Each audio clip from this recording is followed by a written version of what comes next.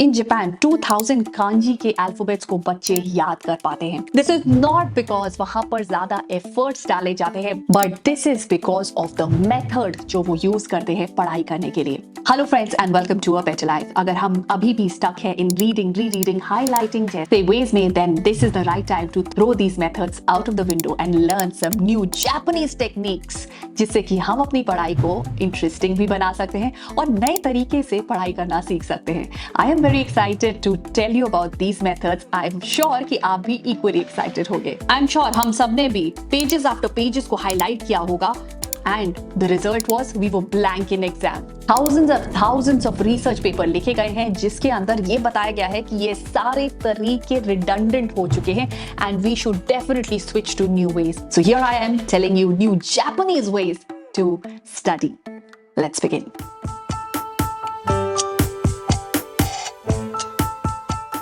So the first way is Zatsuyomi, that means random reading. Arjun was not a topper.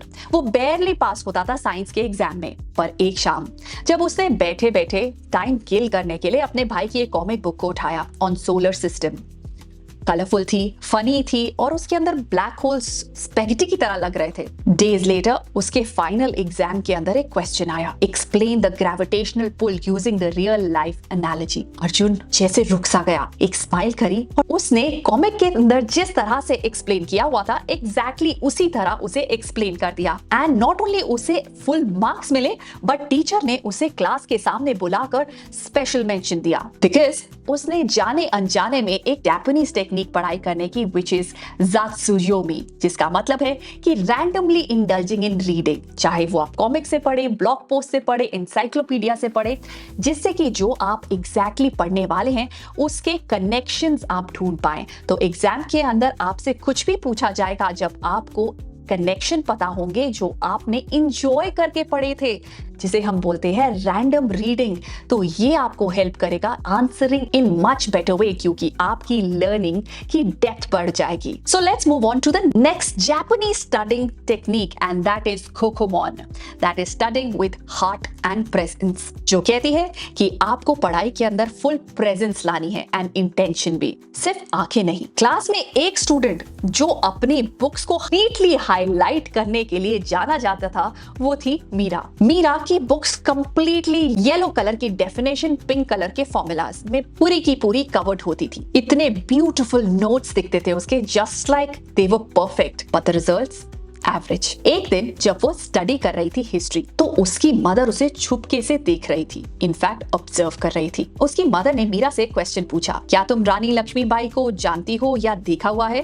तो मीरा ने confuse होकर पूछा, क्या देखा हुआ है? तो मम्मी ने बोला, तुमने 100 लाइंस उनके बारे में चाहे पढ़ ली होंगी, बट अब मैं चाहती हूँ कि तुम फील करो कि तुम रानी लक्ष्मीबाई हो, फील करो कि तुम्हारे हाथ में स्वॉर्ड है, फील करो कि दुश्मन तुम्हारे गेट पे है, फील करो कि तुमको जीतना है, और अब इस स्टोरी को पढ़ो, अब इस स्टोरी को इमेजिन करो. अब उसने नेक्स्ट डे इमेजिन किया पूरी स्टोरी को, उसने वो फील किया, फियर, करेज, फायर इस चैप्टर के अंदर. एंड अब उसने जो आंसर्स लिखे, those answers were more informative. उन आंसर्स के अंदर उसे मार्क्स बेटर मिले, क्योंकि वो सिर्फ अपनी आईज के साथ नहीं पढ़ रही थी, वो अपने हार्ट और प्रेजेंस के साथ पढ़ रही थी.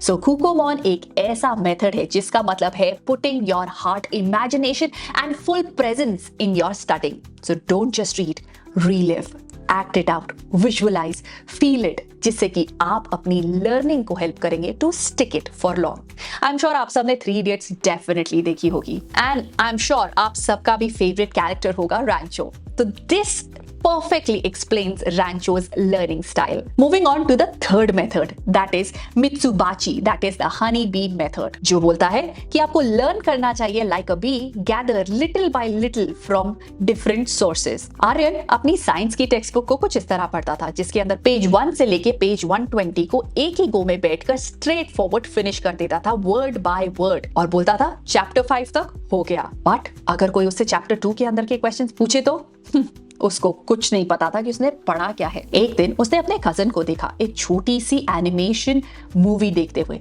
और वो एनिमेशन मूवी थी कार्बन साइकिल पे। और मूवी के तुरंत बाद उसने कॉमिक स्ट्रिप पढ़ी ऑन इकोसिस्टम और कोई डायग्राम बनाने लग गया नोटबुक में। तो आर्यन उसको देखकर हंसता है और बोलता है, ये कर क्या रहे हो तुम? तो उसकी कजन ने बोला, मैं नेक्टर इकट्ठा कर रहा हूँ। तो आर्यन ने पूछा, क्या?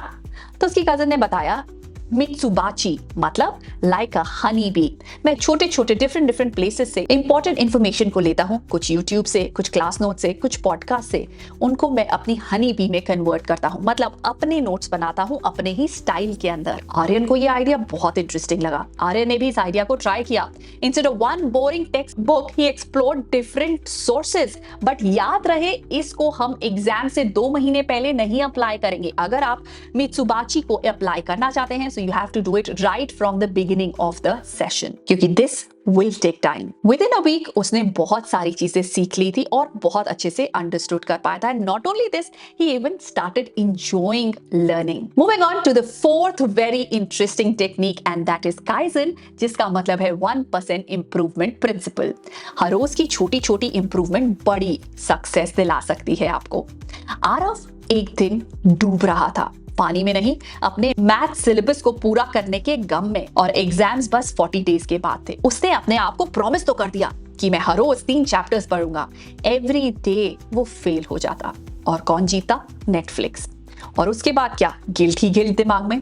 ये साइकिल रिपीट होती रहती एवरी सिंगल डे। पर एक दिन जब उसने दोबारा अपना फेल अटेम्प्ट किया, तो उसकी सिस्टर ने कहा, तुम कुछ नया ट्राई करना चाहोगे? उसने बोला, नया मतलब क्या? तुम जानती नहीं हो, मैं जितने अटेम्प्ट देता हूँ उन सब में फेल हो जाता हूँ। तो उसकी सिस्टर ने बोला, मैं सिर्फ तुम्हारे 10 मिनट चाहती हूँ। 10 मिनट? हाँ हाँ श्योर। आरव ने हंस के बोला, पर 10 मिनट में होगा क्या? तुम्हें लगता है कि मैं पिछले 10 दिन से कुछ नहीं कर पाया और 10 मिनट में आज कर लूंगा? उसकी सिस्टर ने बोला, ट्राई करके देखो। उसने बोला, 10 मिनट के लिए मैथ्स पढ़ाई करके आना, ये 2 सम्स करके आना। और आरव ने ऐसा ही किया। ऐसा करते करते एक दिन 10 मिनट, दूसरे दिन 15 मिनट, उसके बाद 20 मिनट्स, और 2 वीक्स के अंदर he was spending 90 minutes a day consistently, without burnout, without guilt, just काम प्रोग्रेस। एंड देन उसकी सिस्टर ने उसे समझाया that this is kaizen, that is 1% improvement every single day. और यही जापानीज कंपनीज यूज करती हैं to create world class technology. Exam day पर Aarav was confident, not at all stress, बहुत शार्प था, and because of this tiny 10-minute promise। आते हैं अपने 5th टेक्निक पे, that is shinrin yoku, that is forest bathing for focus. मतलब nature heals your mind, resets your focus and improves your memory. Tia एक topper थी, but कुछ सालों से उसके मार्क्स सिर्फ ड्रॉप हो रहे थे। Back to back classes, mock test, late night scrolling, इन सब से उसके मार्क्स नीचे जाते ही जा रहे थे। वो अपनी बुक को घंटों घंटों तक देखती थी, बट उसके दिमाग में कुछ नहीं जाता था। फ्रस्ट्रेट होकर एक दिन उसने अपनी बुक को बंद करके और वॉक पे चली गई पार्क में। No phone, no music, just nature, trees, bird, leaves. सिर्फ इसी में उसने अपने अगले आधे घंटे को स्पेंड किया। अगले दिन उसने सेम चीज दोहराई, और 1 हफ्ते के बाद कुछ ऐसा हुआ जिससे वो खुद हैरान हो गई। उसका mind was feeling more clearer, concept stuck कर रहे थे, उसका फोकस बेटर हो गया। उसने डिस्कवर किया कि उसके साथ ये रैंडमली नहीं हुआ है, और इस टेक्निक का नाम है शिरीन योकू।